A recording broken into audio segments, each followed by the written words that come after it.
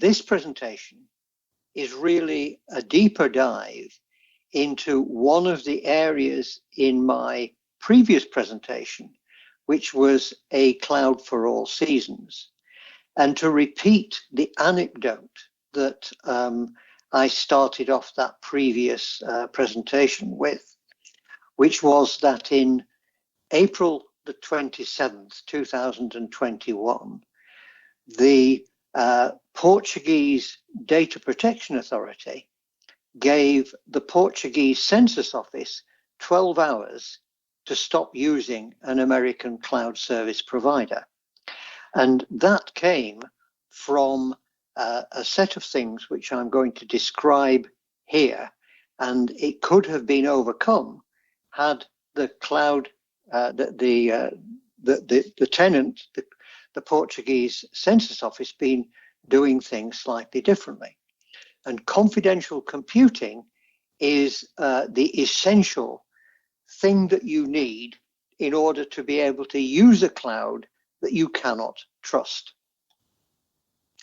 So to repeat what we talked about in the first place, that in July 2020, there was a judgment by the European Court of Justice, which is known as the Schrems II judgment, which came because an activist and Austrian law student called Maximilian Schrems was complaining that an American social media platform was moving his data into the US where it was not secure.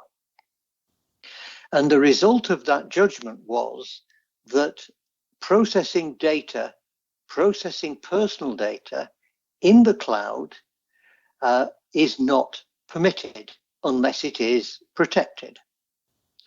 That the standard contractual clauses, which are the systems that the legal structures which the cloud service providers try to persuade you that the way they treat data is okay, were considered by the ECJ not to be sufficient, and that what was required was supplementary technical measures.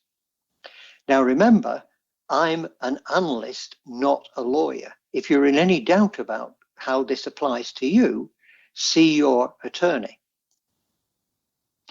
Now, from the perspective of us as technologies, the supplementary technical measures which came from the European Data Protection Board, which were published in November 2020, basically specify that there are 3 or 4 technical measures that you need to apply to your data if you are going to be able to process it within the remit and within the bounds that are set by the General Data Protection Regulation. The first of them, everyone understands, is encryption, but it must be strong, state-of-the-art encryption of data in transit and at rest.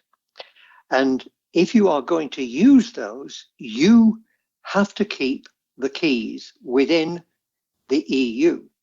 And this is talking about exporting data from the EU into what is known as a third country.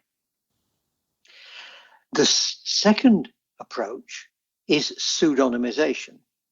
And pseudonymization is a form of multiparty computing where the data is transformed into a form which can be processed, but which cannot be decoded without a third piece of information, which is held, again, within the EU. And split processing is a more generalization of that applies in other ways other than pseudonymization, which we will talk about. Now, this matters not only for personal data, but if you care about your intellectual property and your business critical data, then that must be at risk if you transfer it into what might be a hostile government environment. So what is confidential computing and what does it matter?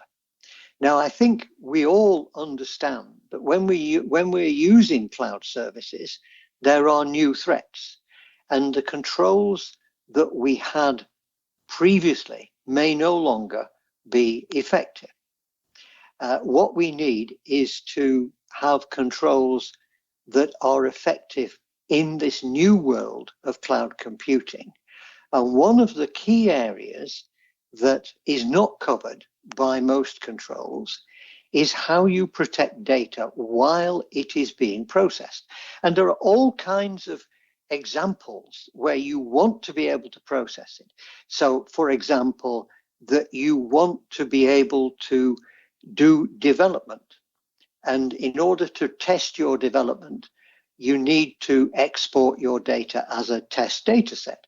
You need to be able to quality assure your applications. You need to be able to share the data with some kind of service provider. How do you protect it while it is being processed? And confidential computing is one of the systems that you can use to do this. And I'm going to go through some of the examples of what is on offer and whether it works. Now, one thing which people have forgotten about is encryption gateways, that these came up at the very beginning of the cloud when people were building cloud access security brokers. And this was some kind of on-premises or in a trusted environment type of network device, which as you send information into your software as a service, that it tokenizes it, it encrypts it, or it pseudonymizes it. Now, depending on how it has pseudonymized it or tokenized it, it may or may not be possible to continue with encryption or continue with processing.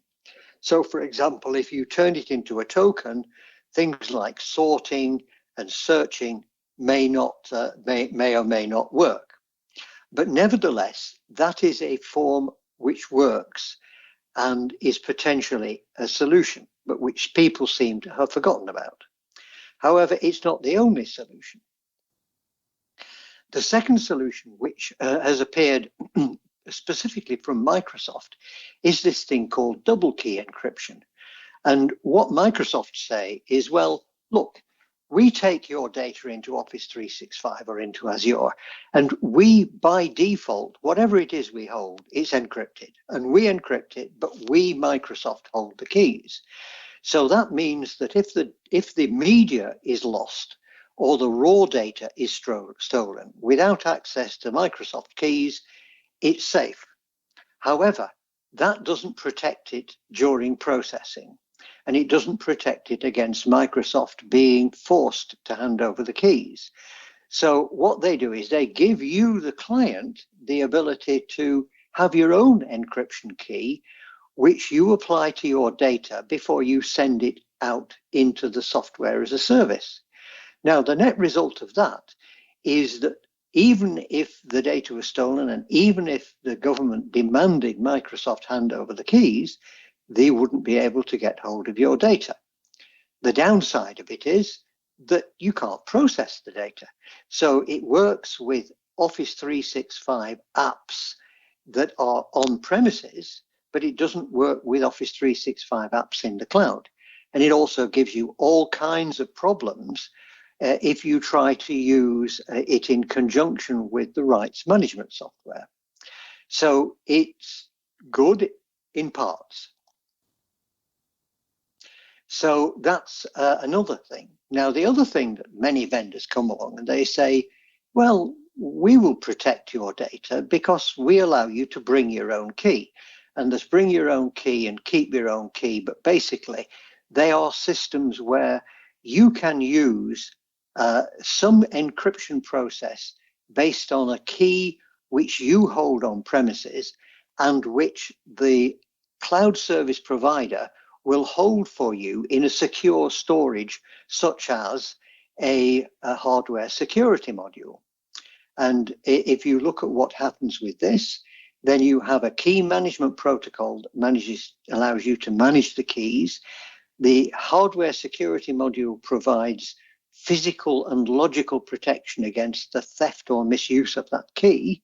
So your data is protected at rest, but it is not protected when it is being processed, because in order to process it, it has to be decrypted. And so the solution to that, which has arisen, is what is called trusted execution environments. So we've already got as far as the idea that you could hold your key securely in the cloud using a special module. So if only you could process that data in a trusted enclave, then all would be well. And indeed, both Intel have this thing called Security Guard Extension, and AMD have something called Infinity Guard, I think it is the name, which basically says that the code is executed, or some of the code is executed in a trusted enclave, and the data is only decrypted within that enclave, and the whole environment is designed in a way that makes it trustworthy. Now, that's good, but it might mean that you have to change your application in order to fully exploit it. And again, there's a dispute as to different providers and different technologies may or may not need that. That's really good as far as it goes. Certainly, you can use it today for your infrastructure as a service where you write your own apps. What has not yet happened is that the services, the database as a service, the software as a service, are not necessarily using that. That we might expect will come. Indeed, one cloud service vendor already offers a database service, which they claim is in fact running in that kind of environment. So that's another option. The final option, or the final encryption type option is pseudonymization. And in pseudonymization, what you do is you transform that data on premises into two parts. You have the pseudonymized data, and you hold effectively the key which allows you to de-pseudonymize it. In fact, you can have pseudonymized in a way which is not decryptable. But if you pseudonymize it in a way which is reversible, then you can send it into the cloud and you can process it. Now, there are different ways of doing pseudonymization, and not all are equal. So if you're going to do it in a GDPR compliant way, you must use the techniques that are described by the link that is on that slide. So, for example, if for example, you just simply scramble the order of people's names, then that doesn't really work, because you have a finite set of people's names, and if it's small, you can start to deduce things from that. So, and the good point about all of this is, even if you have sort of totally obscure pseudonymized data, it is still good for artificial intelligence, machine learning, and machine learning execution. So that is another approach, and that is generally recommended by the Information Commissioner's Office in the UK as a way of securely sharing data. Then you have homomorphic encryption, and in homomorphic encryption, we are trying to encrypt the data in a way that the encrypted data itself can be processed. And that is quite complicated. In fact, I can't explain to you how that works. You need to talk to a mathematician about it. But you can imagine that, first of all, the transformation that you make to use homomorphic encryption may mean that the processing becomes expensive. It may limit the processes that you can perform on it. And that makes it, and finally, you may have to change your application in order to use it. Some banks Some organizations are looking at that, but that is a future at the moment rather than a deliverable. The final thing, which I think is really quite interesting, is secure multi-party processing. And there are two basic ideas from this, but there are lots of occasions when multiple parties want to work together. And to give you the classic example, imagine that it is bonus time in a bank, and a group of bankers want the person who got the biggest bonus to pay for the drinks, but they are forbidden by their contracts to say how much they earned or what the bonus was. So is there a protocol that allows them to work out who got the biggest one without actually sharing the actual bonuses? Well, there is. And another example of this is, in fact, what happens when you have an auction.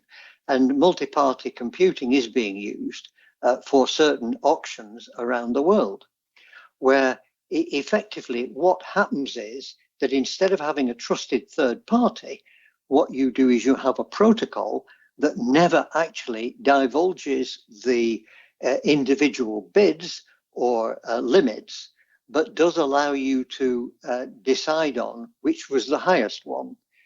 And so that is a really interesting thing because it allows cooperation in a competitive environment. It's confidential co-opetition. So what's the outcome of all of this? Well, basically, you really need to think about what data you have and to work around how you look at it throughout the whole life cycle. Data protection cannot be just brought down to simply confidential computing. Not all data is confidential. Not all data is going to be subject to that. You have to recognize what data you have, what the risks are, and then use the right approach. And KuppingerCole have this comprehensive approach in our life cycle data protection model, which you can find more out about. So, in summary, what has happened? The compelling event is that Schrems 2 says that if you are using a cloud service provider in a third country, you must assume that your data is at risk. Confidential computing technologies give you a way of protecting it while it is processed, but not all ones are the same. You need to take a risk-based approach based on the whole data lifecycle. And my basic advice is never trust, always protect your data in the cloud. So with that, thank you very much. Back to you, Annie.